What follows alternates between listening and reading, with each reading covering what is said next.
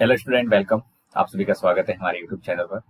आज हम स्टार्ट कर रहे हैं आपकी एनसीईआरटी के अकॉर्डिंग एक्सरसाइज 7। और एक्सरसाइज 7 जो की है वो इंटीग्रेशन की है, जिसको आप हिंदी में समाकलन बोलते हैं। क्या बोलते हैं? समाकलन। वेरी वेरी इंपॉर्टेंट है आपके बोर्ड एग्जाम के अकॉर्डिंग देखें तो, क्योंकि यहाँ से क्वेश्चन वगैरह बहुत सारे पूछे जाएंगे। और उसके अलावा ये आगे भी आपको हायर स्टडी में जाओगे तो काफी कुछ इस टॉपिक के बुक वगैरह बन जाती है। एक अलग चैप्टर यहाँ पढ़ रहे हैं, वहां पे हम अलग से एक बुक यानी सब्जेक्ट के तौर पे पढ़ने लग जाते हैं। तो मैंने देखा है काफी स्टूडेंट को इंटीग्रेशन के अंदर डिफिकल्टी महसूस होती है, क्योंकि इसमें फॉर्मूले बहुत ज्यादा है।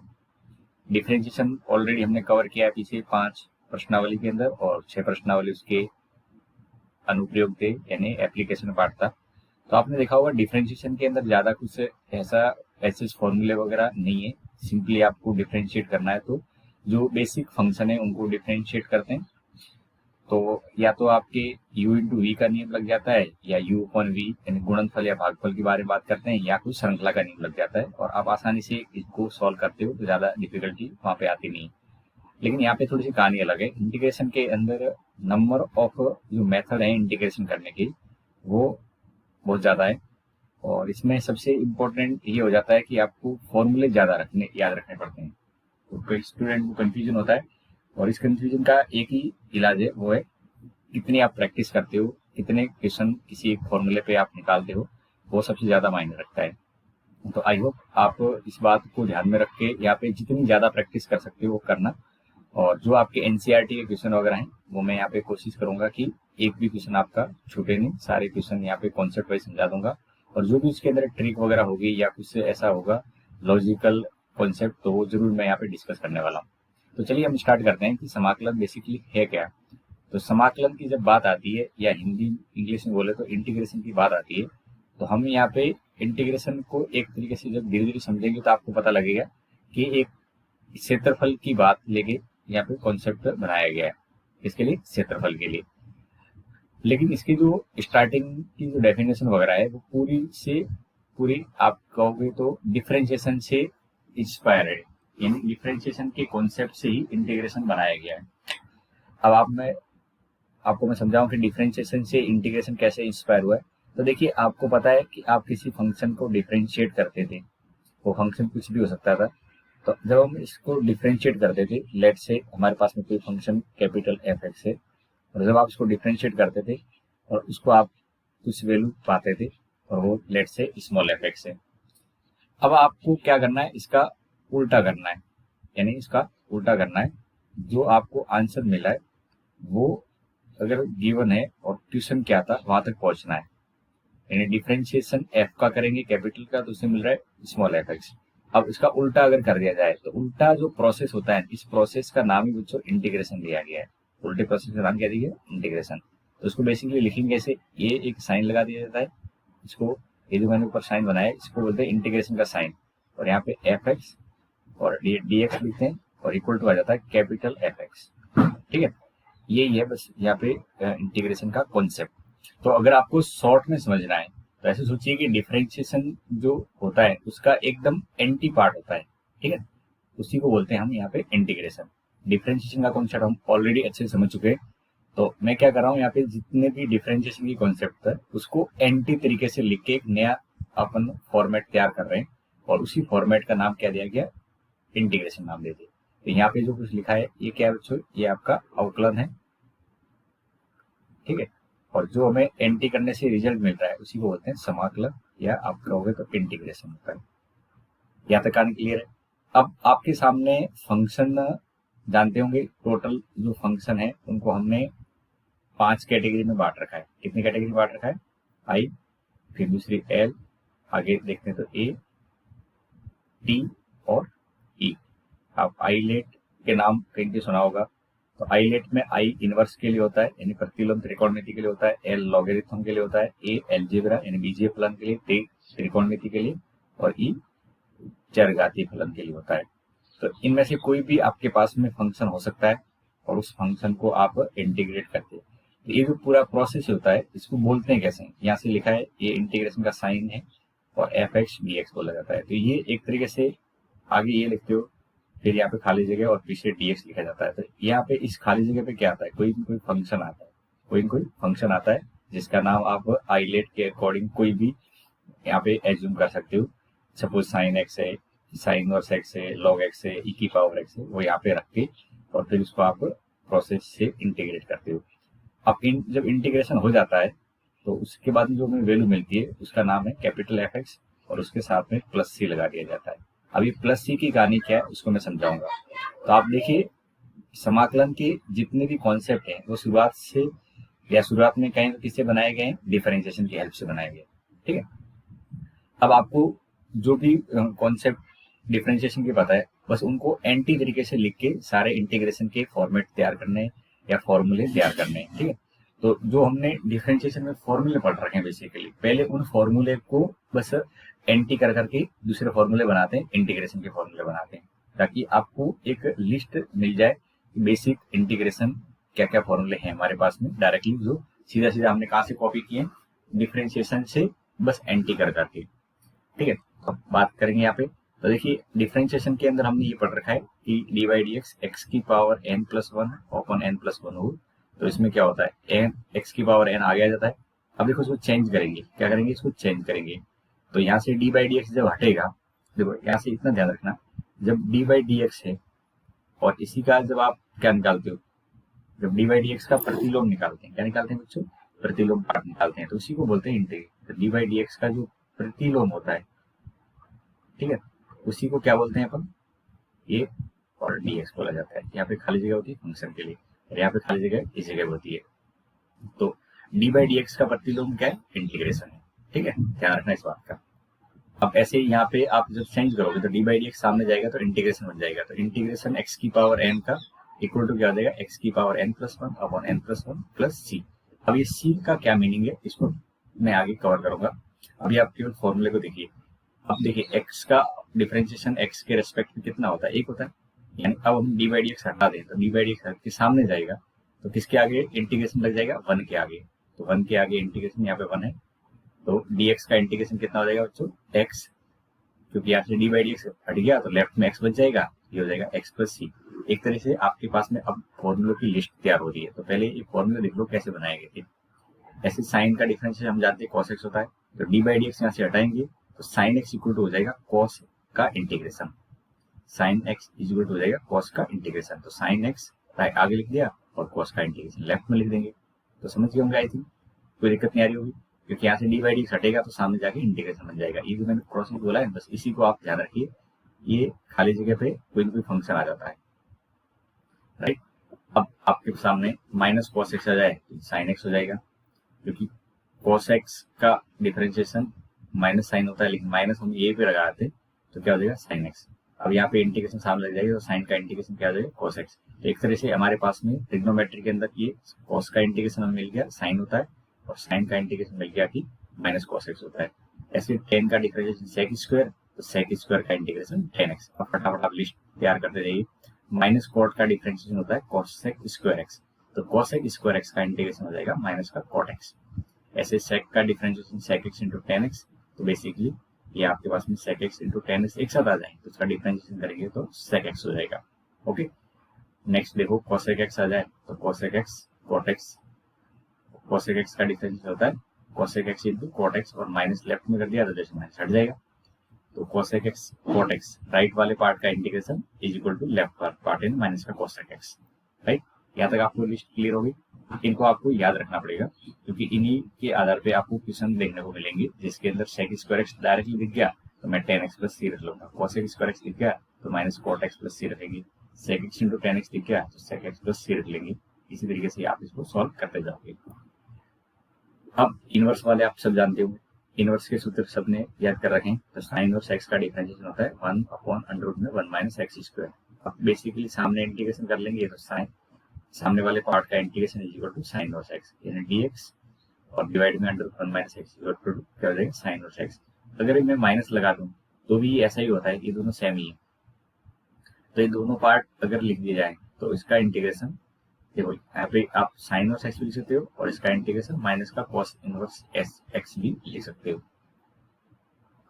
नेक्स्ट देखेंगे तो टेन इनवर्स एक्स और माइनस का कॉट इनवर्स एक्स, दोनों ही केस में डिफरेंशिएशन 1/1/1 प्लस एक्स स्क्वायर होता है। ठीक है, तो ये आपको दोनों एक साथ याद रखने।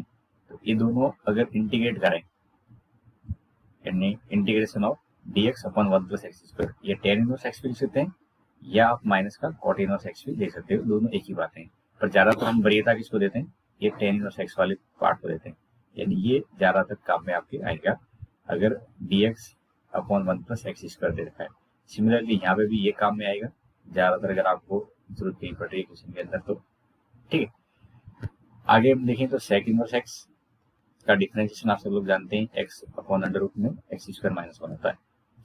तो आप इस वाले पार्ट का इंटीग्रेशन करेंगे तो x और अंडर रूट में एक्स स्क्वायर माइनस 1 होगा, तो sec इनवर्स x माइनस 1। अब इन दोनों में भी देखो सेम ही है क्योंकि प्लस माइनस का ही फर्क है और कुछ ज्यादा फर्क नहीं है।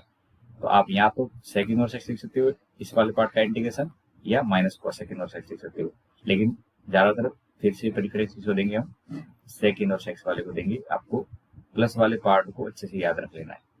तो आपको देखने में ज्यादा फॉर्मूले लग रहे हैं, लेकिन अभी तो पहला दूसरा और 3 ही फॉर्मूले इस पेज पे। तो ऐसे e की पावर x का डिफरेंशिएशन e की पावर x होता है, तो इंटीग्रेशन का हल भी ऐसे होगा, e की पावर x का इंटीग्रेशन e की पावर x। ये तो सबसे आसान वाला पार्ट हो गया, ज्यादा कुछ इसके अंदर मेहनत नहीं करनी है। हाँ, log x का डिफरेंशिएशन होता है 1/x, तो आप उल्टा भी सोचना है 1/x का डिफरेंशिएशन क्या हो जाए, log x हो जाएगा। 1/x का इंटीग्रेशन क्या हो जाएगा, log x। और ध्यान रहे आप log के अंदर मोड जरूर लगा लेना है।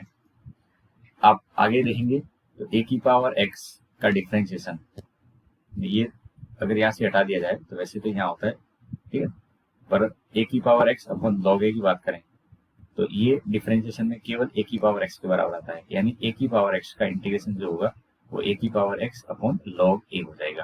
तो ये भी इंपॉर्टेंट फॉर्मूला है, इसको भी आपको अच्छे से समझ के ध्यान रखना है।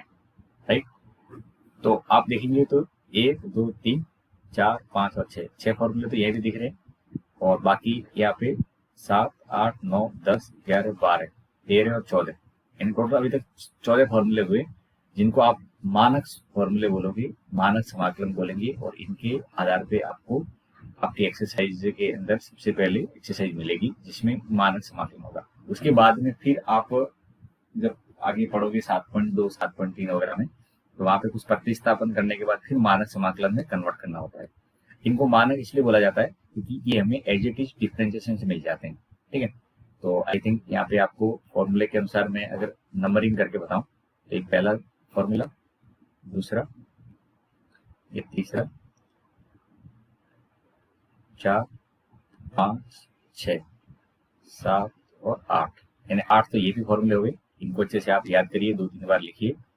फिर यहाँ देखेंगे तो 9 10 11 12 13 और 14, इन टोटल 14 फॉर्मूले यहाँ पे आपको अच्छे से दिमाग में रखने। इनके अलावा कुछ अगर फॉर्मूले वगैरह देखते हैं तो वो स्पेशल केस के तौर पर काम आएंगे, तो मैं वो क्वेश्चन के साथ साथ में लिखते जाऊंगा ताकि आप उनको अच्छे से रिकॉल करके जहाँ जरूरत पड़े उनको अप्लाई कर सकें। ओके, अब बात आती है कि अगर हमारे पास में कोई क्वेश्चन वगैरह आएगा, तो हमने इंटीग्रेशन के फॉर्मूले पढ़ लिए और इंटीग्रेशन को कैसे लिखा गया ये भी आपने समझ लिया। अब बात आती है बच्चों की इंटीग्रेशन वगैरह जब हम करते हैं तो हमारे पास में जो फंक्शन वगैरह दे रखा होगा वो फंक्शन के लिए ये जो मानक सूत्र है उस पे फिट हो जाए तो ठीक है, अदरवाइज आपको मानक रूप में जो फॉर्मूले 14 हैं इन रूप में लाने के लिए कुछ त्रिकोणमिति या कुछ लॉजिकल बातें भी ध्यान में होनी चाहिए। ठीक है, अब इससे पहले आपने जिस तरीके से इन फॉर्मूलों को कन्वर्ट किया है ऐसे कुछ आपको बेसिक प्रॉपर्टी बता देते हैं इंटीग्रेशन के अंदर, ताकि बड़े क्वेश्चन को आप प्रॉपर्टी वगैरह अगर कुछ लग रही है, ताकि ऐसा तो है नहीं क्वेश्चन डायरेक्टली दे दिया है और उसके अंदर मानक रूप बन रहा होगा, आपको थोड़ी सी मेहनत करनी पड़ेगी मानक रूप बनाने के लिए, कुछ कॉन्स्टेंट वगैरह साथ में दे रखे हैं उनको चेंज करना पड़ेगा। तो इसमें कुछ प्रॉपर्टीज वगैरह हैं। तो पहली प्रॉपर्टी यही है कि यदि समाकलन और अवकलन की बात कर रखी है तो ये दोनों एक दूसरे के व्युत्क्रम होते हैं। व्युत्क्रम का मतलब अगर आप डिफरेंशिएशन भी कर रहे हैं किसी इंटीग्रेशन के पार्ट का, यानी dy/dx लगा दिया हमने किसी इंटीग्रेशन के आगे, तो ये क्या होता है, ये आपस में कैंसिल आउट हो जाएंगे, dy/dx और इंटीग्रेशन का साइन कैंसिल आउट हो जाएगा और वहां पे केवल और केवल क्या बचेगा, fx बच जाएगा। ठीक है, यानी डिफरेंशिएशन और इंटीग्रेशन एक दूसरे के व्युत्क्रम होते हैं। ऐसे ही f' x दे रखा है और उसका इंटीग्रेशन कर रहे हैं तो वहां पे क्या बनेगा, केवल एफ एक्स और साथ में कॉन्स्टेंट लगा देंगे, प्लस सी बनेगा। अब ये प्लस सी क्या है उसको तो मैं समझाऊंगा आपको डिटेल में, इसके लिए आपको कोई दिक्कत नहीं। तो देखिए यहाँ पे पहले इंटीग्रेशन था और उसके अंदर क्या था, डिफरेंशिएशन। ये क्या था, डिफरेंशिएशन। ठीक है, अब बताओ डिफरेंशिएशन और इंटीग्रेशन एक दूसरे को एंटी होते हैं, काट देंगे तो वहां पे क्या बचेगा, ये लिखा हुआ पार्ट ऐसा है, डी बाई डी एक्स और F x. F dash x का मतलब ये तो होता है, और ये डी एक्स। तो होता क्या है, ये दोनों आपस में कट जाते हैं, यानी ये वाला पार्ट इसको काट देगा। तो ये ऐसा नहीं कि डी एक्स बच जाएगा, ये जब इंटीग्रेशन लिखा जाता है तो इंटीग्रेशन पूरा तभी होता है जब पीछे आप डी एक्स लिखते हो। तो डी बाई डी एक्स कटेगा तो किसको काटेगा, ये दोनों को काट देगा और वहां पे केवल एफ एक्स बचेगा और साथ में प्लस सी लगा देंगे। तो कहने का मतलब किसी इंटीग्रेशन के आगे डिफरेंशिएशन है या किसी डिफरेंस इंटीग्रेशन के अंदर डिफरेंशिएशन है, या तो इंटीग्रेशन के बाहर डिफरेंशिएशन था और नीचे वाले में इंटीग्रेशन के अंदर डिफरेंशिएशन था। तो इस दोनों में आपस में कैंसिल आउट हो जाते हैं और लास्ट में केवल फंक्शन बचता है जिसका आप इंटीग्रेशन या डिफरेंशिएशन कर रहे थे। ओके, तो पहली प्रॉपर्टी में कोई ऐसा दिक्कत आ नहीं चाहिए। सेकंड प्रॉपर्टी में ऐसे है कि अगर हमें दो अलग अलग अनिश्चित समाकलन दे रखे हैं जिनके अवकलन समान आ रहे हैं, क्या आ रहे हैं, जिनके अवकलन समान आ रहे हैं, तो वो हमें क्या करते हैं, वक्रों के परिवार को प्रेरित करते हैं, इस प्रकार वो समतुल्य होते हैं। अब यही से आपको क्वेश्चन का मीनिंग समझाता हूँ। सपोज करिए आप डिफरेंशिएशन करते हो x square plus x square का, सपोज करिए एक्स स्क्वायर का डिफरेंशिएशन करें तो कितना आएगा बच्चों, 2x आएगा। ऐसे मैं पूछूं आप डिफरेंशिएशन करते हैं एक्स स्क्वायर प्लस 1 का, तो भी कितना आएगा, 2x आएगा। अब ऐसे डिफरेंशिएशन करते एक्स स्क्वायर प्लस 2 का, तो भी डिफरेंशिएशन क्या आएगा, 2x आएगा। यानी यहाँ पे मैं वक्र तो अलग अलग ले रहा हूँ लेकिन हर बार इसका डिफरेंशिएशन सेम ही आ रहा है। इसका मतलब ये होता है कि जब मैं इसको एंटी लिखूंगा उल्टे क्रम में, यानी इसका व्युत्क्रम लिखूंगा, तो व्युत्क्रम में क्या लिखेंगे बताओ, तो व्युत्क्रम लिखूंगे 2x dx equal to X square. अगले वाले में अगर आप देखोगे तो 2x dx और यहाँ पे लिखेंगे एक्स स्क्वायर प्लस 1, क्योंकि हमने यही तो पढ़ा है अभी तक कि इंटीग्रेशन और डिफरेंशिएशन एक दूसरे के ऑपोजिट होते हैं, यानी व्युत्क्रम होता है। और यहाँ पे देखेंगे तो 2x का इंटीग्रेशन इस वाले केस में देखेंगे तो ये एक्स स्क्वायर प्लस 2 आ रहा है। अब आप देख पा रहे हो कि लेफ्ट पार्ट तो सब में 2x का इंटीग्रेशन किया जा रहा है, लेकिन राइट पार्ट में क्या आ रहा है, एक्स स्क्वायर भी आ रहा है, एक्स स्क्वायर प्लस 1 भी आ रहा है और एक्स स्क्वायर प्लस 2 भी आ रहा है। अब इन सबको आपको एक साथ समझना है, इन सबको एक साथ समझना है। तो आप क्या कहोगे कि मेरा जो 2x और dx है, तो इसका मैं इंटीग्रेशन करूंगा तो एक्स स्क्वायर के साथ में कोई कॉन्स्टेंट भी आ रहा है नहीं आ रहा है, इसलिए यहाँ पे प्लस सी लगाया जाता है। यानी 2x का जो इंटीग्रेशन होगा वो एक्स स्क्वायर प्लस कोई कॉन्स्टेंट होगा, क्योंकि मुझे नहीं पता है कि 2x dx है ये एक्स स्क्वायर की वजह से बना है, एक्स ये जो 2x आया है ये एक्स स्क्वायर की वजह से आया है, या 2x आया है वो एक्स स्क्वायर प्लस 1 की वजह से आया है, या एक्स स्क्वायर प्लस 2 या सो 1 की वजह से आया है। तो ऐसी स्थिति में हमें इतना पता है कि 2x तो आया है, लेकिन लेफ्ट में क्या रहा होगा डिफरेंशिएशन, वो आइडिया नहीं होता है कई बार। तो ऐसी स्थिति में इसे कांस्टेंट को मेंटेन करने के लिए प्लस सी लगाया जाता है। तो आई होप आपको अब समझ में आ गया होगा कि हम प्लस सी क्यों लगाते हैं। तो प्लस सी इसलिए लगाया जाता है क्योंकि आप जब डिफरेंशिएशन करते हैं और उसकी प्रोसेस से आप उल्टा इंटीग्रेशन बनाते हैं, क्योंकि इंटीग्रेशन क्या है, डिफरेंशिएशन का व्युत्क्रम है। तो डिफरेंशिएशन किस बात या किस फलन का क्या होगा उसके बारे में आप पूरी तरह से रिकवरी नहीं कर पाते हो, तो उस रिकवरी को सही से हो ऐसी स्थिति में क्या करते हैं, इसमें प्लस सी लगाया जाता है। ठीक है, और कोई दिक्कत हो तो आप और डिटेल में अगर जानना चाहते हो तो मैसेज करके पूछ लेना।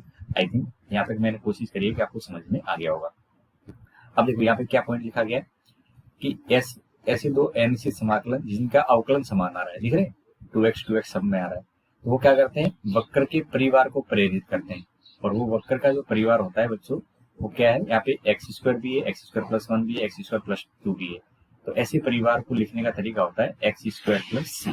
क्या लिखते हैं, एक्स स्क्वायर प्लस सी लिखते हैं। ठीक है, क्योंकि एक्स स्क्वायर प्लस सी ये पैराबोलिक परिवार होता है। जब आप उसको ग्राफिकली समझने की कोशिश करोगे तो ये y equal to X square, अब मैं इसका समझाता हूँ, y equal to X square ऐसा होता है, फिर इसमें कुछ ऐड करते जाएंगे तो ऐसे जाता जाएगा। तो इन सब के ऊपर अगर आप देखोगे नीचे भी जा सकता है, तो इन सब का डिफरेंशिएशन क्या आता है, सेम ही आता है 2x। तो आई थिंक मैंने यहाँ पे ये समझाने की कोशिश करी है कि जब हम इंटीग्रेशन वगैरह करते हैं तो प्लस सी क्यों लगाया जाता है, उसका जवाब आपको मिल गया होगा।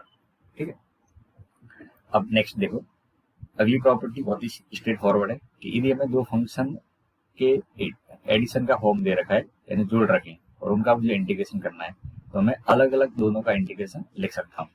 ठीक है, तो अलग अलग इंटीग्रेशन लिखेंगे तो क्या आ जाएगा, एफ एक्स डी एक्स आ जाएगा, और इधर से जी एक्स डी एक्स का इंटीग्रेशन आ जाएगा। ये तो बहुत आसान कॉमन सेंस वाली प्रॉपर्टी है कि दो फलन अगर योगफल भी दे रखे हैं तो आप सेपरेटली उनका इंटीग्रेशन कर सकते हैं।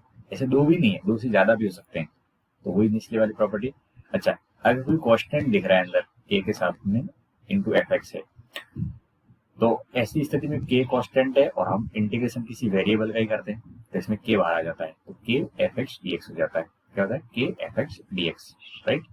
और अगर 3 और 4 को मिला दिया जाए, यानी आपके पास में कोई फंक्शन है, उसके साथ कांस्टेंट है, फिर दूसरा फंक्शन कांस्टेंट, तीसरा फंक्शन कांस्टेंट, ऐसे करके एक लंबी सी लिस्ट बना रखी है।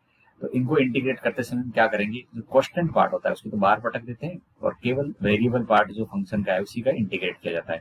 तो F one x D x, फिर के टू इसमें कांस्टेंट है, बाहर रख लेंगे और एफ टू का इंटीग्रेशन कर लेंगे, ऐसे के एन बाहर रख लेंगे और एफ एन का इंटीग्रेशन कर लेंगे।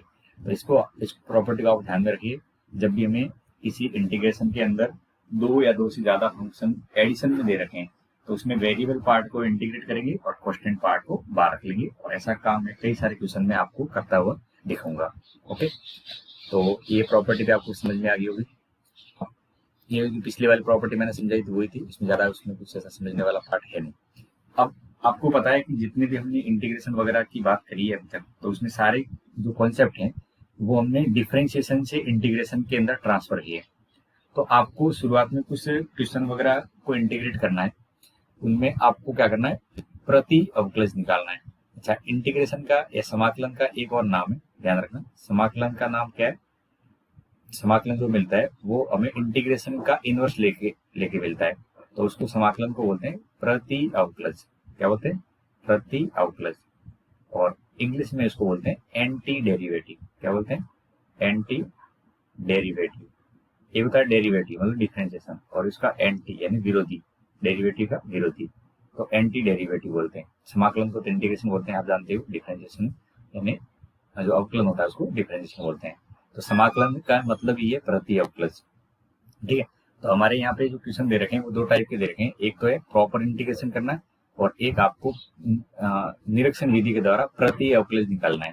तो ये प्रति अवकलज के लिए आपको क्या करना है, जो भी क्वेश्चन दे रखे होंगे उसमें डिफरेंशिएशन की सहायता से उसको सॉल्व करना है, और सीधा समाकलन पूछें तो वहां पे आपको डायरेक्टली इंटीग्रेशन के सूत्र लगाने, जो मैंने आपको लिस्ट वाइज 1 से लेकर 14 तक की लिस्ट बनवाई है।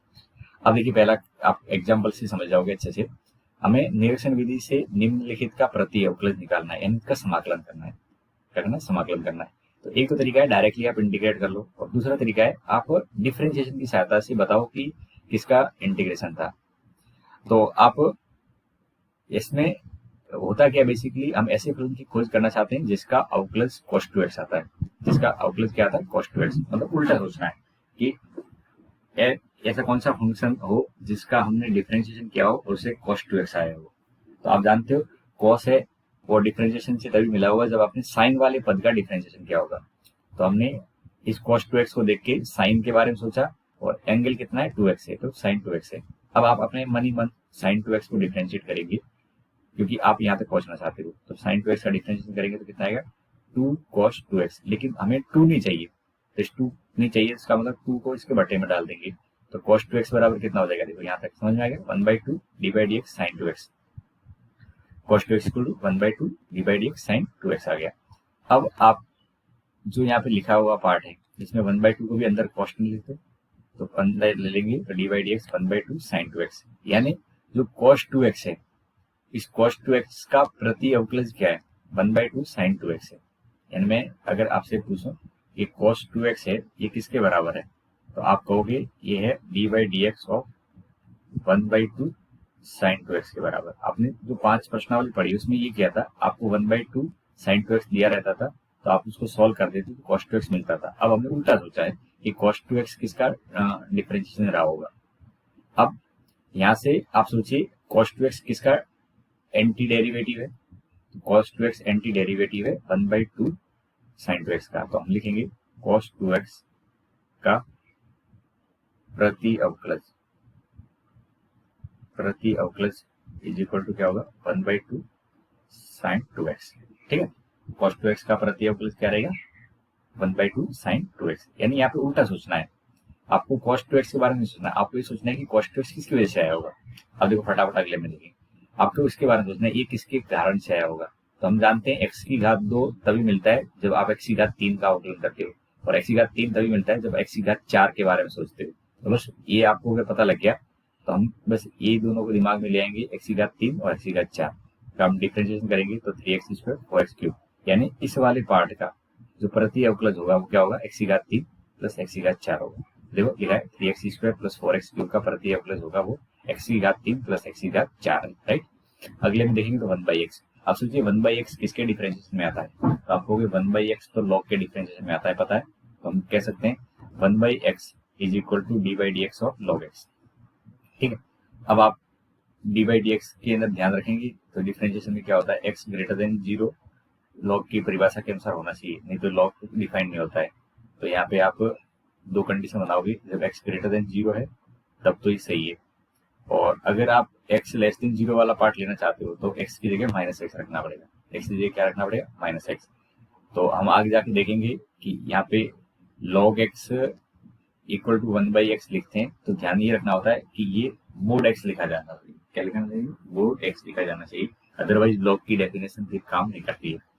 तो 1/x log x के डिफरेंशिएशन से मिल सकता है और log -x के डिफरेंशिएशन से भी मिल सकता है।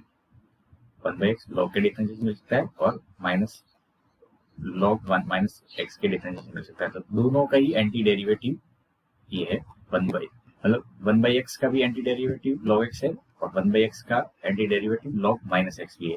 अब इन दोनों को कंबाइन कर लेंगे तो एक में log x है और एक में log -x है, तो कितना होगा log ऑफ मोड x हो जाएगा, log ऑफ मोड x हो जाएगा।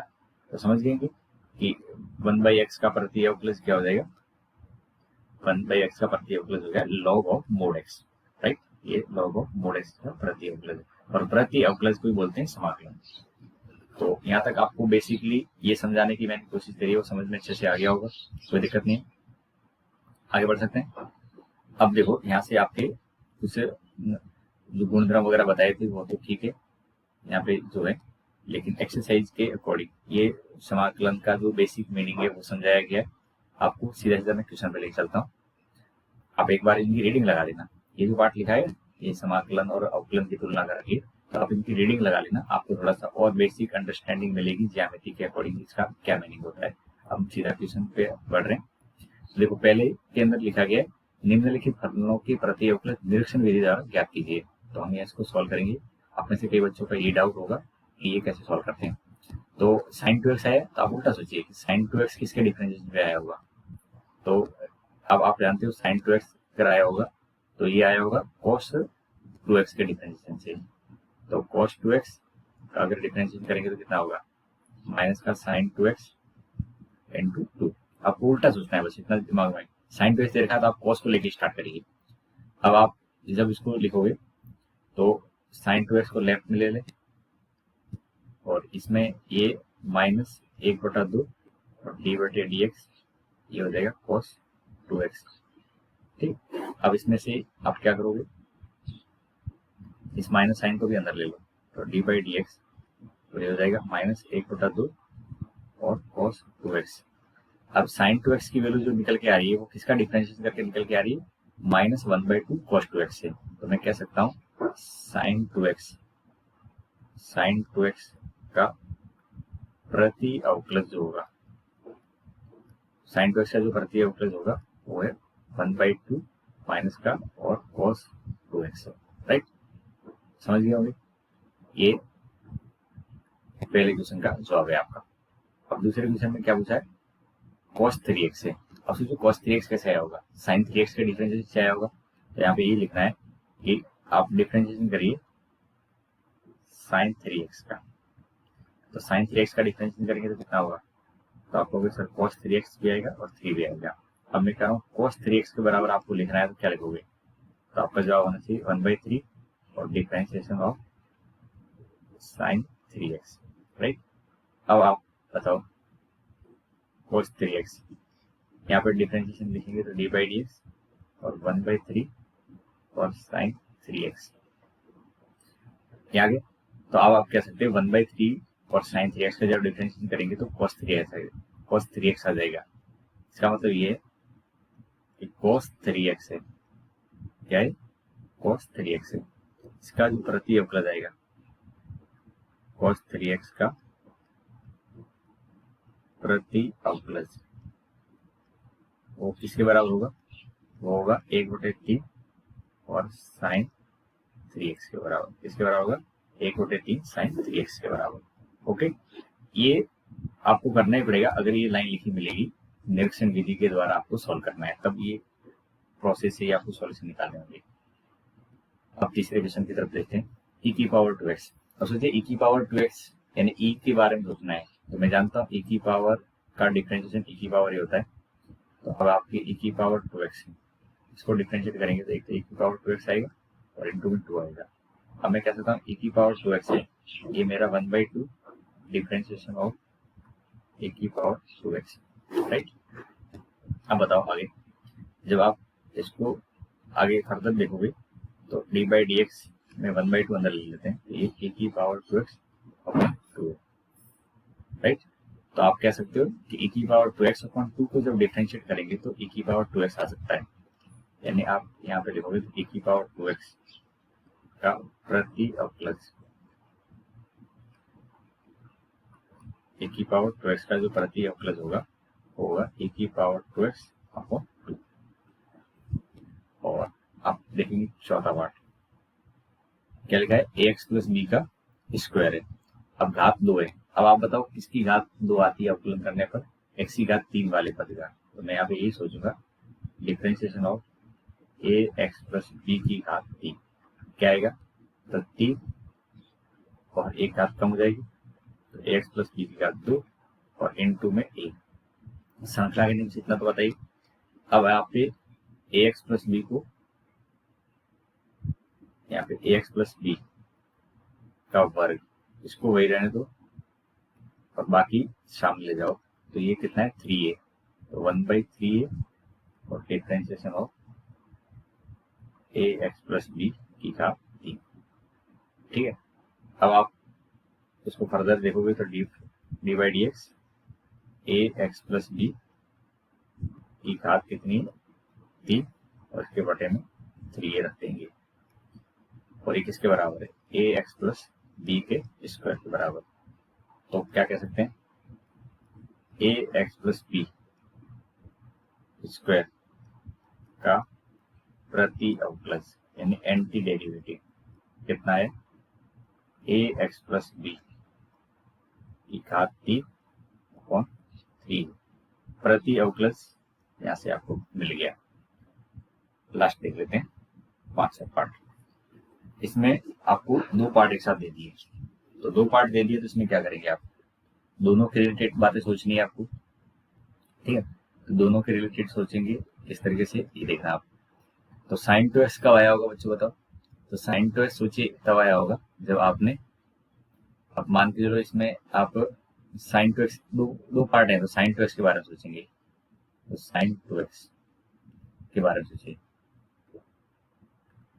तो साइन 2x तभी आया होगा जब आपने cos 2x वाले पद का इंटीग्रेशन डिफरेंशिएशन किया होगा। जैसे पहला पार्ट है वो यहाँ पे सोचना है, तो पहले पार्ट में हमने क्या लिखा था, differentiation of cos 2x is equal to minus sine 2x into 2। अब आप साइन 2x की वैल्यू लिखोगे तो ये मिल जाएगी -1/2 differentiation of cos 2x, okay.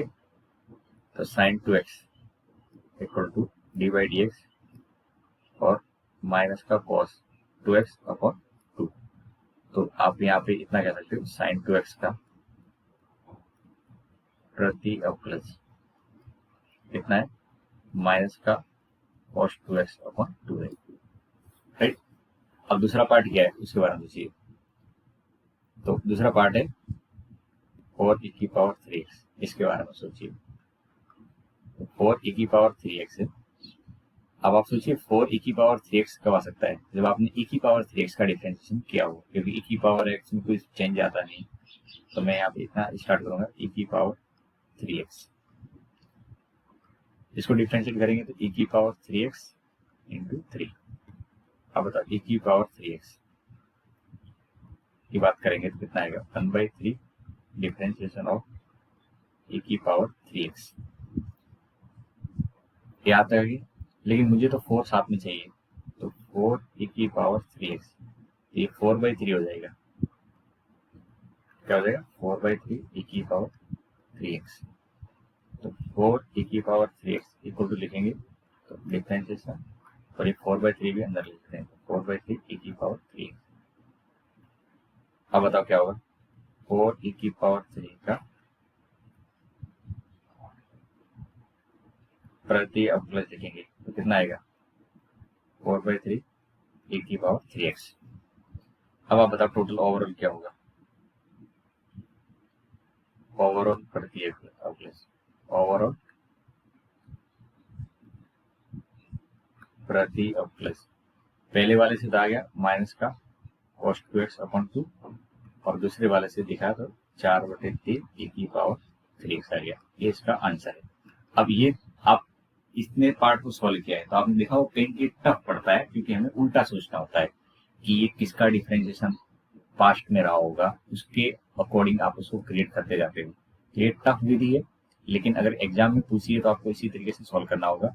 अब इसकी डायरेक्ट विधि क्या है, ये तो हमने इनडायरेक्टली आपको इंटीग्रेशन करवाया है। ये एक तरह से इनडायरेक्टली इंटीग्रेशन ही है, ये जो हमने किया है वो भले प्रति अवकलज शब्द लिखा है, लेकिन है तो इंटीग्रेशन ही। और इंटीग्रेशन को सॉल्व करने के लिए हमने क्या किया, उल्टा तरीका अप्लाई किया है, जिस तरीके से हमने सारे सूत्र बनाए थे। यानी आप ये भी कह सकते हो कि जितने हमने क्वेश्चन पढ़े हैं 5 प्रश्नावली के अंदर, इनको आप चाहें तो हर एक क्वेश्चन को एक सूत्र के रूप में लिख सकते हो, हर एक क्वेश्चन को एक सूत्र के रूप में लिख सकते हैं। लेकिन उससे क्या होगा, आपके पेज भर जाएंगे और कुछ ज्यादा होने वाला नहीं। तो इसका बेसिक मेथड क्या रहना चाहिए, उसको बेसिकली कैसे इंटीग्रेट करते होंगे, इसके लिए हमने क्या करें, ये जो पिछले वाले इंटीग्रेशन के फॉर्मूले बना दिए। इस क्वेश्चन को सॉल्व करने में क्या किया हमने, जिस तरीके से फॉर्मूले बनाए उसी तरीके से इनको सॉल्व किया गया है। लेकिन जब हमें फॉर्मूले याद हैं, फॉर्मूले आपने बना लिए, ये जो आपके 14 फॉर्मूले थे, ये फॉर्मूले आपने बना लिए, आपको याद है, तो फिर क्या करना है, आपको फॉर्मूले की हेल्प से डायरेक्टली इंटीग्रेशन करना है, डिफरेंशिएशन की हेल्प नहीं लेनी है। आपको भी सर डायरेक्टली इंटीग्रेशन का मतलब क्या होता है, तो मैं आपको समझाता हूँ डायरेक्टली इंटीग्रेशन कैसे करते हैं। तो क्वेश्चन नंबर 6 से स्टार्ट होता है। कहाँ से स्टार्ट करते हैं, क्वेश्चन नंबर 6 से। तो आप जब भी कोई क्वेश्चन वगैरह सॉल्व करो, इंटीग्रेशन का सवाल है, तो आज के बाद आपको आगे जितनी भी प्रश्नावली वगैरह सॉल्व करेंगे, तो पहला काम तो ये करना है, उसको आई के बराबर लिखना है, आई फॉर इंटीग्रेशन। तो आई के बराबर लिखेंगे तो कितना आएगा, 4 e की पावर 3x प्लस 1 और डी। अब आप याद करो, आपको प्रॉपर्टी बताइए कि अगर 2 से ज्यादा पदों का इंटीग्रेशन चल रहा है तो आप इनको अलग अलग इंटीग्रेशन लिखोगे, और उसमें जो कॉन्स्टेंट है उसको बाहर लिखेंगे। उसको लिख देते हैं 4 e की पावर 3x dx प्लस, और यहाँ पे लिखेंगे तो 1 और dx लिख सकते हैं, ऐसे कोई दिक्कत तो नहीं। अब नेक्स्ट क्या होगा, अब आप जब इंटीग्रेट करने बैठोगे तो आपको दिमाग में आना चाहिए कि e की पावर x का इंटीग्रेशन होता है, वो होता है e की पावर x प्लस c। लेकिन यहाँ पे क्या है, e की पावर 3x है, e की पावर कितना है, 3x है। तो e की पावर 3x में आपने ध्यान दो, तो पिछले वाले क्वेश्चन में भी देखा था, e की पावर 3x ये सॉल्व किया ना हमने, यहाँ पे देखो e की पावर 3x ये वाला दिख रहा है। तो e की पावर 3x के अंदर अगर आप प्रॉपर इंटीग्रेशन लिखना चाहें तो e की पावर 3x का जो इंटीग्रेशन होगा वो बेसिकली किसके बराबर होगा, e की पावर 3x अपॉन 3, ठीक है, और प्लस का c लिखेंगे। ये कैसे पता लगा, ये एक तरीके से आपको यहाँ से डिफरेंशिएशन की हेल्प से पता लगा है। अब मैं आपको डायरेक्टली समझा देता हूँ कि इसमें हुआ क्या है एग्जैक्टली। आपको पता है जब हम डिफरेंशिएशन करते हैं तो जो x का गुणांक होता है वो गुणा में आ जाता है, x का गुणांक होता है वो कहाँ आता है, गुणा में आता है। लेकिन यहाँ से तो गुणा वाली चीजें हमें हटानी और सामने ले जानी है, तो भाग में चला जाएगा। तो e की पावर 3x का इंटीग्रेशन जब हम करेंगे तो e की पावर 3x और अपॉन में 3 हो जाएगा, अपॉन में 3, ये गुणांक ही है बस। अब आप कहोगे सर इसका मतलब तो ये होता है कि e की पावर ax है और मुझे इसका इंटीग्रेशन करना है, तो ये हो जाएगा e की पावर ax बटे a प्लस c। बिल्कुल सही कह रहे हो आप, ये ऐसा ही आपको आगे जब भी जरूरत पड़ेगी तो इंटीग्रेशन करोगे, e की पावर ax का इंटीग्रेशन हो जाएगा e की पावर ax अपॉन a। ठीक है, तो अब आप बताओ, आप समझदार हो चुके हो कि आपको ये पता भी लग गया है कि e की पावर ax का जो इंटीग्रेशन होता है वो e की power ax upon a plus C होता है। कैसे पता लगा, वो मैंने आपको पूरा पिछले क्वेश्चन में डेरिवेशन समझा दिया है डिफरेंशिएशन की हेल्प से। तो अब आप इसका आंसर लिखोगे तो 4 e की पावर 3x अपॉन 3 और dx का इंटीग्रेशन कितना होगा, तो dx का इंटीग्रेशन होता है x और उसके साथ में प्लस सी लगाना है। आपको ध्यान रहे प्लस सी हर क्वेश्चन के अंदर लगाना है, क्यों लगाना है ये भी आपको मैंने लॉजिकली समझा दिया था। तो ये हमारा आंसर आ गया, फाइनल क्वेश्चन पूरा हो चुका है। अब हम बढ़ते हैं दूसरे 7वें क्वेश्चन की तरफ। तो बताओ यहाँ पे आई को तो लिखेंगे, तो इंटीग्रेशन के रूप में लिखेंगे तो एक्स स्क्वायर और 1 माइनस 1 बाई एक्स स्क्वायर और dx। पहला काम ये करना है, आपको ब्रैकेट को मल्टी एंड सिंप्लीफाई कर लेना है। तो ये एक्स स्क्वायर और माइनस 1, ठीक है, जब मल्टीप्लाई करेंगे तो एक्स स्क्वायर से एक्स स्क्वायर कट जाएगा। अब आप देखोगे तो ये अलग अलग इंटीग्रेशन में बढ़ सकता है क्योंकि 2 से ज्यादा पद हैं, 2 पद हैं, और इसको लिख सकते हैं 1 और dx। अब आपने फॉर्मूला पढ़ रखा है, क्या फॉर्मूला पढ़ रखा है, x की पावर n का जो इंटीग्रेशन करना हो तो ये होता है x की पावर n प्लस 1 और बटे में n प्लस 1, राइट। तो इसका इंटीग्रेशन करेंगे तो x की पावर 2 प्लस 1 कितना हो जाएगा, x की पावर 2 प्लस 1 और नीचे 2 प्लस 1 और माइनस x प्लस सी, ठीक है। dx का इंटीग्रेशन कितना होगा x, तो ये x की power 3 upon 3 minus x plus C हो जाएगा। अब आगे बढ़ते हैं, अगले क्वेश्चन की तरफ देखते हैं, ठीक है। अब इस क्वेश्चन को देखेंगे तो यहाँ पे इंटीग्रेशन के अंदर पहला, दूसरा और तीसरा पद दे रखा है, ठीक है। तो क्या लिखना चाहिए उसको, तो उसको लिखना चाहिए i equal to A X square B X plus C है और यहाँ पे क्या है dx है। जब मैं इसको अलग अलग इंटीग्रेशन लिखूंगा तो a और X square D X, B constant है ए बी सी, ठीक है, एक्स डी एक्स, और इसमें सी कॉन्स्टेंट है तो क्या बचेगा केवल dx। अब जब इंटीग्रेशन करेंगे तो a एक्स की घात 2 है, ये 2 प्लस 1 और बटे में 2 प्लस 1, बी एक्स की घात 1 प्लस 1 और नीचे 1 प्लस 1, सी और यहाँ पे x और लास्ट में एक कांस्टेंट आ जाएगा। और यहाँ पे मैं कांस्टेंट को c से नहीं लिखूंगा क्योंकि ऑलरेडी एबीसी इसमें दे रखे हैं। अब देखो यहाँ पे जब उसको सॉल्व करेंगे a एक्स की घात 3 बटे में 3 हो जाएगा, b एक्स का स्क्वायर बटे 2, सी एक्स और कांस्टेंट को कांस्टेंट ही लिख दो, राइट। तो ये इजी टाइप का था, ज्यादा आपको इसमें क्वेश्चन में ऐसे दिक्कत नहीं आई होगी, राइट। अब इसी प्रोसेस से आपको अब सॉल्व करते जाना है फटाफट तरीके से। आई बराबर लिखेंगे तो 2x स्क्वायर e की पावर x और dx। अब जब अलग अलग इंटीग्रेशन लगेंगे तो 2 तो कांस्टेंट है, ये बाहर आ जाएगा, ये हो जाएगा एक्स स्क्वायर dx प्लस यहाँ पे e की पावर x और dx। अब बताओ 2 की जगह 2 एक्स स्क्वायर का इंटीग्रेशन करेंगे तो एक्स स्क्वायर 2 प्लस 1 और बटे में 2 प्लस 1 और e की पावर का इंटीग्रेशन e की पावर होता है, ठीक है, और प्लस का c। अब देखो आगे 2 एक्स की घात 3 और बटे में 3 प्लस e की पावर x प्लस c। तो इस सेकंड वाले का आंसर क्या हो जाएगा, जो 9th क्वेश्चन है इसका आंसर ये आपके सामने आ गया, राइट। बहुत इजी क्वेश्चन है, अगर आपको थोड़ा सा प्रॉपर्टी वगैरह के बारे में पता है और जो 14 फॉर्मूले लिखवाए हैं बेसिक वाले उनको आप देखते जाइए, आसानी से आपको आंसर मिलते जाएंगे।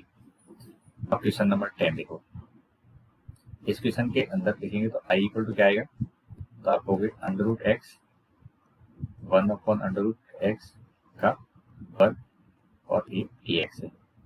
तो आप सब लोगों ने ये फॉर्मूला तो पढ़ रखा है, a माइनस बी का वर्ग, ये होता है ए स्क्वायर माइनस 2ab और प्लस का बी स्क्वायर। तो इस फॉर्मूले के अकॉर्डिंग इसको जब ओपन करेंगे तो अंडर रूट एक्स का वर्ग, पहले फॉर्मूला लगा रहा हूँ 2 under root X 2ab plus B square, ये हो गया बी स्क्वायर, और इस पूरे के बाद dx लिख देंगे। अब आप सॉल्व करोगे तो अंडर रूट एक्स का वर्ग x होगा, ये दोनों रूट कट जाएंगे तो माइनस का 2 प्लस 1 बाई एक्स। अब ठीक है, अभी तक सिंप्लीफिकेशन हुआ है। अब कितने पद हैं, 1, 2 और 3, तो इन तीनों को अलग अलग इंटीग्रेशन में लिखेंगे। तो x dx, दो कांस्टेंट है इसलिए बाहर आ जाएगा, dx plus dx upon x। अब आपने क्वेश्चन सॉल्व किए, एक घात कितनी है, इधर 1 है, तो x की घात 1 प्लस 1 और बटे में 1 प्लस 1 हो जाएगा। 2 dx का इंटीग्रेशन x, और dx बटे x हो तो यहाँ पे डायरेक्टली याद रखना log मोड x, और साथ में जब इंटीग्रेशन पूरा हो जाए तो प्लस ही लगा लेना है। ये हो जाएगा x की पावर 2 बटे 2 माइनस का 2x plus log mode x plus c, right. जिसमें मेन काम क्या था, आपको ये वर्ग खोलना अच्छे से आना चाहिए। जब वर्ग खोल लोगे तो इस क्वेश्चन के अंदर कोई दिक्कत नहीं आएगी। देखिए अगला क्वेश्चन, अब इस क्वेश्चन के अंदर देखेंगे तो i इक्वल टू क्या है, x की पावर 3 5x स्क्वायर माइनस 4 और बटे में x स्क्वायर और dx है। जब उसको सॉल्व करेंगे तो x की power 3 upon x square, 5x square, इनमें अलग अलग सबके बटे में इसको लिख रहा हूँ, और ये इस तरह से लिखेंगे। ठीक, एक स्टेप आगे बढ़ी, सिंप्लीफाई करेंगे तो एक कट जाएगा तो एक x बच जाएगा, इसमें दोनों कट जाएंगे पूरी तरह से तो 5 ही बचेगा, और माइनस की 4 बटे में x स्क्वायर। कितने पद हैं, 3, तो 3 अलग अलग इंटीग्रेशन में बांट दो। तो x dx का इंटीग्रेशन, 5 कांस्टेंट है तो केवल dx का इंटीग्रेशन, इसमें 4 कांस्टेंट है और नीचे का x स्क्वायर ऊपर जाएगा तो -2 हो जाएगा x की पावर में। यहाँ तक ठीक है। यहाँ पे घात कितनी, 1। अब x की घात 1 है तो उसका इंटीग्रेशन करेंगे तो 1 प्लस 1 और बटे में 1 प्लस 1 प्लस 5 dx का इंटीग्रेशन x माइनस 4, और यहाँ पे लिखेंगे तो -2 प्लस 1 और बटे में -2 प्लस 1 और प्लस का c। इसको सॉल्व करेंगे तो x स्क्वायर बटे 2 प्लस 5x माइनस ये कितना हो जाएगा, x की पावर -1 और बटे में -1 प्लस c। इसको एक और स्टेप में सिंप्लीफाई कर सकते हैं, x स्क्वायर 5x ये माइनस माइनस प्लस हो जाएगा और इसको लिख सकते हैं 4 बटे x और ये प्लस का c, राइट। तो आपको ध्यान रखना है, जिस तरीके से मैं आपके सामने सॉल्यूशन लिख रहा हूँ आपको बिल्कुल साफ सुथरी राइटिंग में अपनी कॉपी के अंदर भी लिखना है, और जो भी आप स्टेप लिख रहे हैं वो नीट एंड क्लीन हो, तो एग्जामिनर की नज़रों में भी आपकी कॉपी जांची जाती है और एग्जामिनर उसमें नंबर दे देता है। अब देखो अगला क्वेश्चन नंबर 12। इस क्वेश्चन के अंदर आप देखोगे तो i इक्वल टू लिखेंगे तो x की घात 3x प्लस 4, और ये दिखा है रूट का मतलब x की घात 1/2। अब अलग अलग सबके डिवाइड में डाल दो तो x की घात 3 अपॉन x की घात 1/2 प्लस 3x और अपॉन में x की घात 1/2 प्लस 4 और अपॉन में x की घात 1/2, और ये dx। जब आप इसको सॉल्व करोगे तो कितना होगा मतलब, यहाँ पे जब इसको देखेंगे तो ये x की घात देखो 3 में से 1/2 घट जाएगा तो कितना आएगा 5/2, तो यहाँ पे x की घात कितनी हो जाएगी 5/2। ये पहला इंटीग्रेशन लिख दो, इसमें 3 कांस्टेंट है बिल्कुल, जब ये घट जाएगी तो x की घात कितनी 1 में से आधा घटेगा तो एक आधा बच जाएगा, तो x की घात 1/2 और dx प्लस 4 कांस्टेंट है तो इसको लिखेंगे तो x की घात -1/2 और dx। ये स्टेप तो क्लियर है। अब आप x की घात n वाले नियम से इसको सॉल्व करोगे तो x की घात n का नियम क्या कहता है, x की घात 5/2 प्लस 1 और बटे में 5/2 प्लस 1। यहाँ तक ठीक है, प्लस 3 ये रहेगा x की घात 1/2 प्लस 1 और बटे में 1/2 प्लस 1 प्लस 4 x की घात -1/2 प्लस 1 और बटे में देखेंगे तो -1/2 प्लस 1 और प्लस का c। अब देखो आगे जब इसको सॉल्व करेंगे तो x की घात कितनी हो जाएगी 7/2 और ये भी 7/2। इसको देखेंगे तो x की घात ये 3/2 और ये संख्या कितनी हो जाएगी 3/2 प्लस 4 x की घात 1/2 और नीचे 1/2 प्लस c। जब इसको सॉल्व करेंगे तो नीचे वाला नंबर कहाँ जाएगा ऊपर और उल्टा गुणा हो जाएगा। अब नीचे वाला नंबर ऊपर जाके उल्टा गुणा होने का मतलब 2/7 बन गया हो, कोई दिक्कत इस स्टेप में। अब ये ऊपर जाएगा तो कितना हो जाएगा बच्चों, 2/3, 3 से 3 कट जाएगा, केवल 2 बच जाएगा।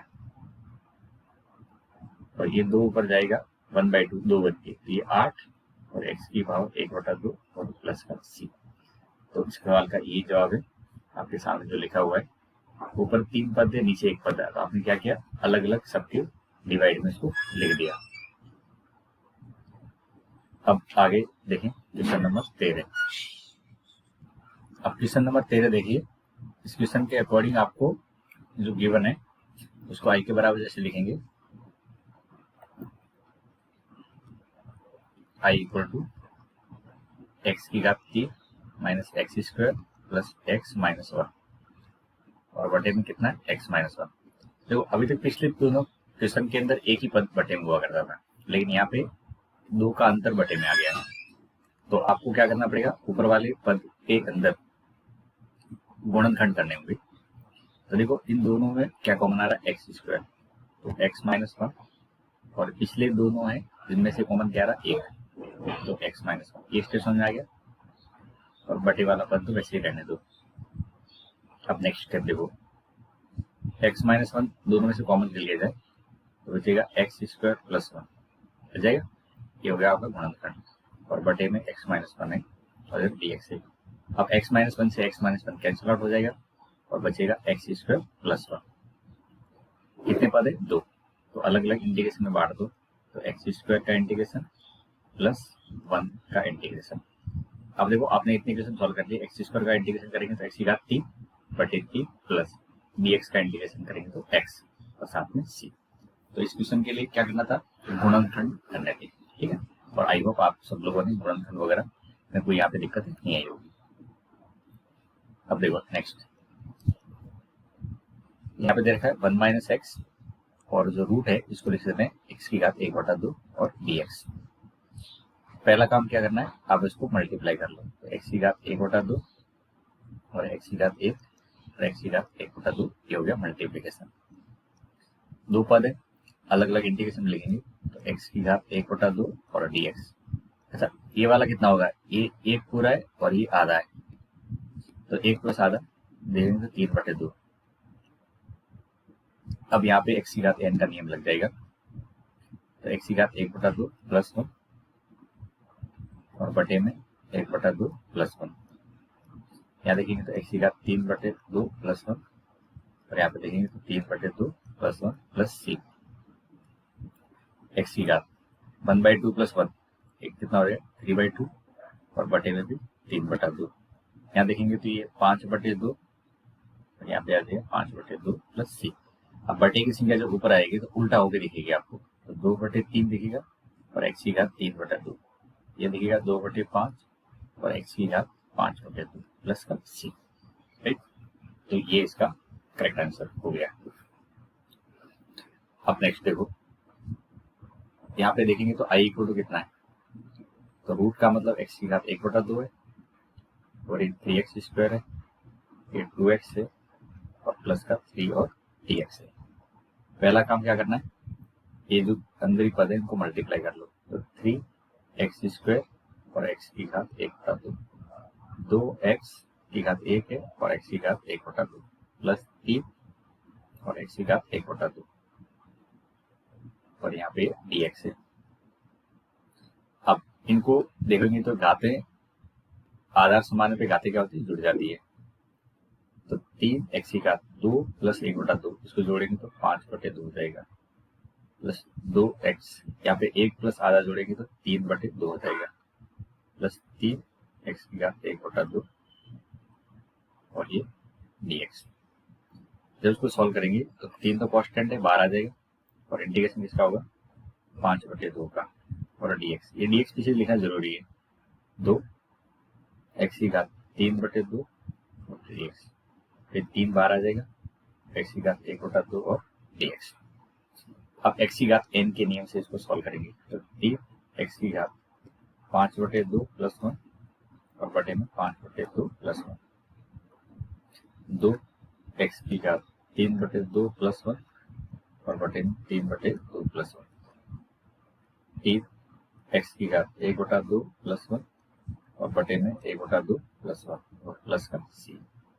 अब बताओ आ गया होगा 3 एक्स की घात 5/2 प्लस 1, ये हो जाएगा 7/2। बटे में भी कितना है 7/2।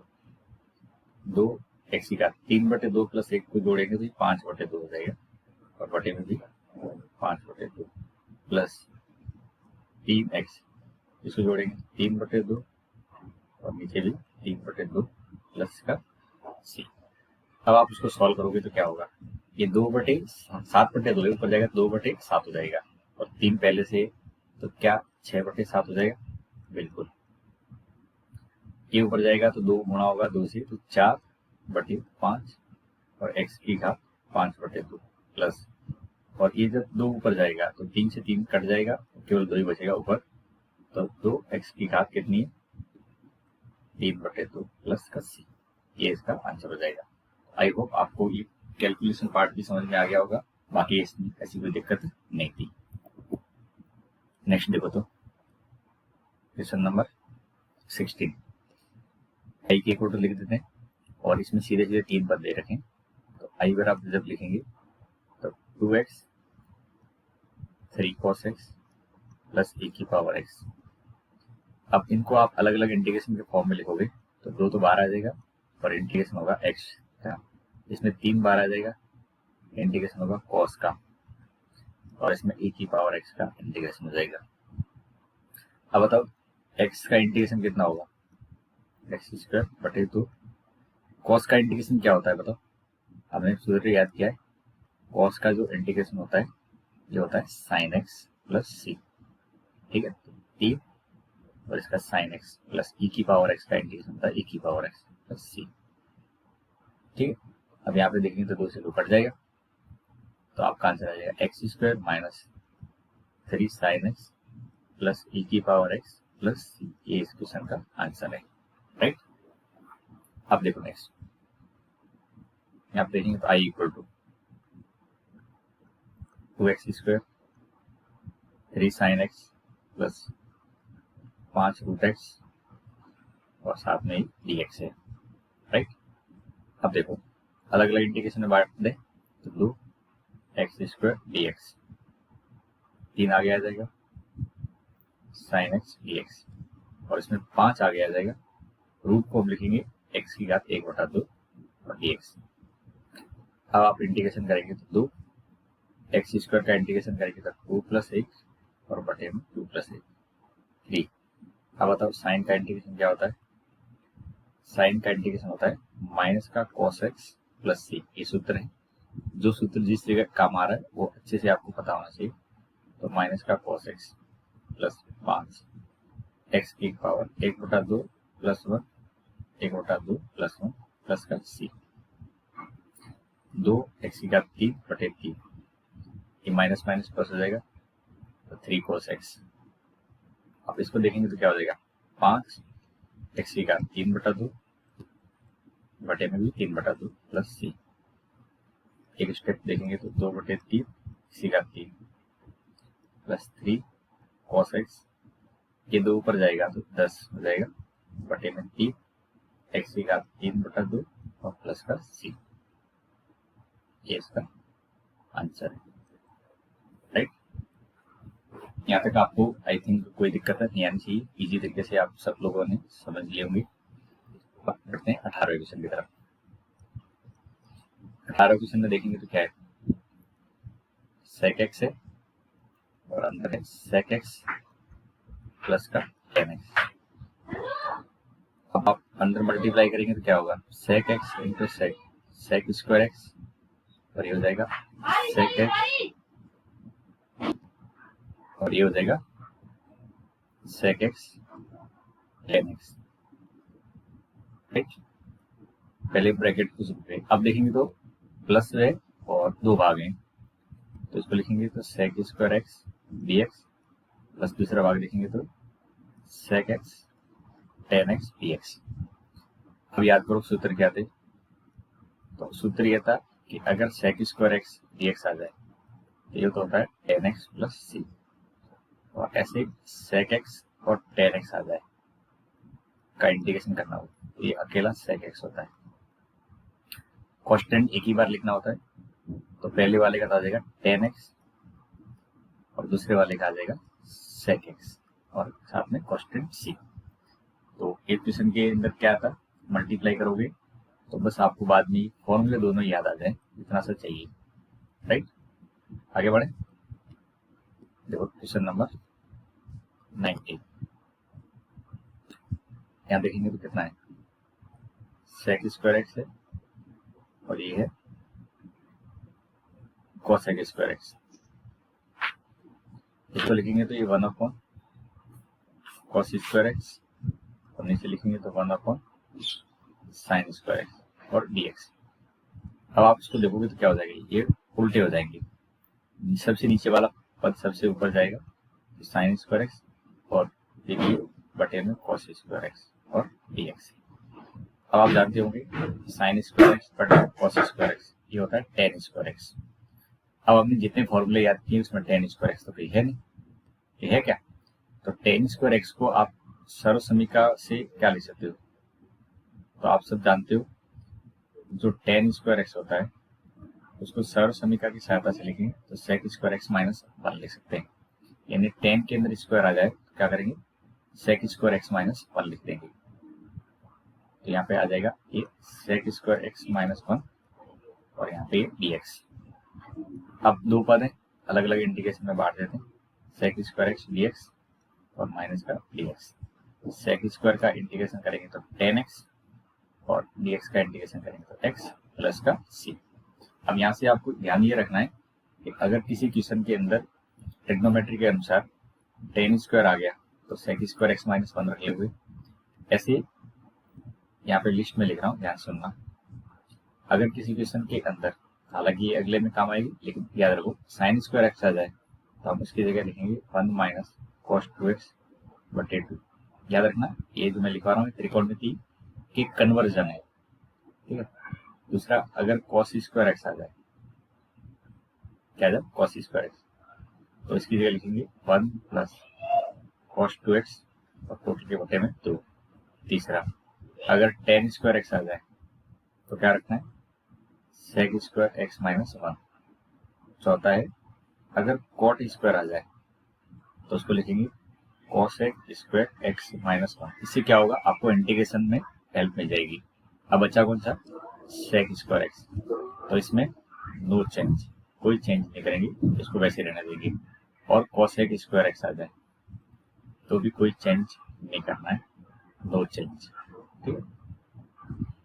अब इनके चेंज इसलिए नहीं करते हैं क्योंकि इनके बारे में हम ऑलरेडी इंटीग्रेशन जानते हैं, cosec स्क्वायर हो तो माइनस का cot x हो जाता है, sec स्क्वायर हो तो tan x हो जाता है।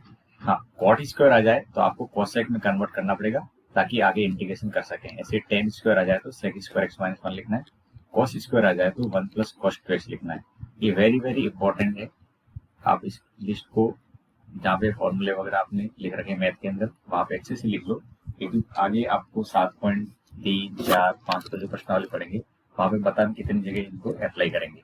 तो आई होप आप इस लिस्ट में जो भी आपने लिखा है उसको ध्यान रखोगे। तो 19 क्वेश्चन समझ में आ गया होगा। अब देखेंगे 20, question number 20। I equal to देखो तो क्या है, यहाँ पे देखेंगे तो 2 माइनस 3 साइन एक्स है और बटे में क्या है cos स्क्वायर एक्स और dx है। ऊपर दो पद है, नीचे एक है, एक ही तरीका है, अलग अलग बटे में कर दो। तो 2 के बटे में cos square x, 3 sine x और बटे में cos स्क्वायर एक्स और dx। अब देखो इसको लिखेंगे तो क्या हो जाएगा, 2 cos स्क्वायर ऊपर जाएगा तो ये sec स्क्वायर एक्स, 3 साइन बटे cos, एक तो tan बन जाएगा और एक cos बच गया होगा बटे में तो उसको बना दो sec x और ये dx। अब अलग अलग इंटीग्रेशन लिखेंगे तो 2 और ये sec स्क्वायर x dx, 3 यहाँ पे लिखेंगे तो tan x sec x और dx। यहाँ तो समझ में आ गया। अब पिछले पेज में मैंने आपको फॉर्मूले लिखे थे, sec स्क्वायर x का फॉर्मूला क्या था, तो sec स्क्वायर x का फॉर्मूला था tan x। क्या फॉर्मूला था, tan x था और tan x into sec x आ जाए तो इसका सूत्र था sec x। तो 3 sec x और ये प्लस का c आ जाएगा। राइट, कौन से फॉर्मूले काम में है? सेक स्क्वायर का। अगर नहीं पता है यहाँ पे भी फॉर्मूला लिख रहा हूँ, दिमाग में रखें। आप भी साथ में फॉर्मूले लिख लिया करो, tan x प्लस सी। और ऐसे अगर sec x into tan x का इंटीग्रेशन करना है तो ये आता है sec x प्लस का c। ओके, तो आई होप यहाँ तक आपको सबको अच्छे से समझ में आ गया होगा, कोई दिक्कत नहीं होगी। अब हम बढ़ते हैं क्वेश्चन नंबर 21 की तरफ। देखिए 21 के अंदर का पूछा है प्रति अवकलज। प्रति अवकलज का मतलब ये पूछ रहे समाकलन का, पूछ रहे समाकलन। तो आई के को तो लिखे ये रूट है तो इसका मतलब 1/2 और ये 1 के 1/2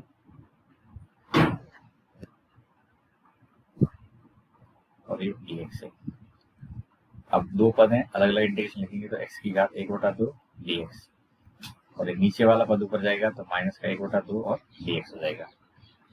अब इसको इंटीग्रेशन करेंगे x की घात n के नियम से, तो 1/2 प्लस 1 और नीचे 1/2 प्लस 1। यहाँ पे देखेंगे तो -1/2 प्लस 1 और -1/2 प्लस 1 c। अब ये सॉल्व करेंगे तो 3/2 और नीचे भी 3/2। यहाँ पे 1/2 क्या जाएगा 1/2 और ये 1/2 प्लस c। अब 3/2 ऊपर जाएगा तो बन जाएगा 2/3 x की घात 3/2। ये ऊपर जाएगा 2 और x की घात 1/2 प्लस c। अब बताइए कौन सा ऐसा ऑप्शन है 2/3 x की घात 3/2 प्लस 2 x की घात 1/2। ये आपको दिख रहा होगा कि सी ऑप्शन इसका करेक्ट हो जाएगा। राइट, तो आई थिंक यहाँ तक कोई दिक्कत नहीं आई होगी, इजी तरीके से आप पहुंच गए होंगे। अब क्वेश्चन नंबर 22 देखिए। क्वेश्चन नंबर 22 के अंदर क्या पूछा गया, आपको दे रखा है डिफरेंशिएशन एफ एक्स, क्या दे रखा है 4x³ माइनस 3x की घात 4। ठीक है, और हमें पता करना है कि एफ एक्स क्या है। तो आप पता है जहां ये एफ एक्स चाहिए तो डी/dx हटाना पड़ेगा, तो डी/dx हटाना पड़ेगा तो इसका मतलब क्या रखना पड़ेगा प्रति अवकलज लेना पड़ेगा। तो प्रति अवकलज लेंगे यानी इसके आगे इंटीग्रेशन लगा देंगे, तो इंटीग्रेशन क्या लिखेंगे दोनों पक्ष में समाकलन करने पर। अब दोनों पक्ष में समाकलन लगा दिया तो ये एफ एक्स और यहाँ पे समाकलन हो जाएगा 4x³ माइनस 3x की घात 4 और ये dx का। अब डिफरेंशिएशन और इंटीग्रेशन एक दूसरे को ऑपोजिट होते हैं, डिफरेंशिएशन और इंटीग्रेशन क्या होते हैं ऑपोजिट होते हैं। तो यहाँ पे तो केवल एफ एक्स बच जाएगा, केवल एफ एक्स बच जाएगा।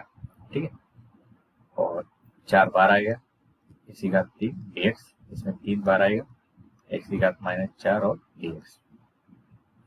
अब जब इसका इंटीग्रेशन करेंगे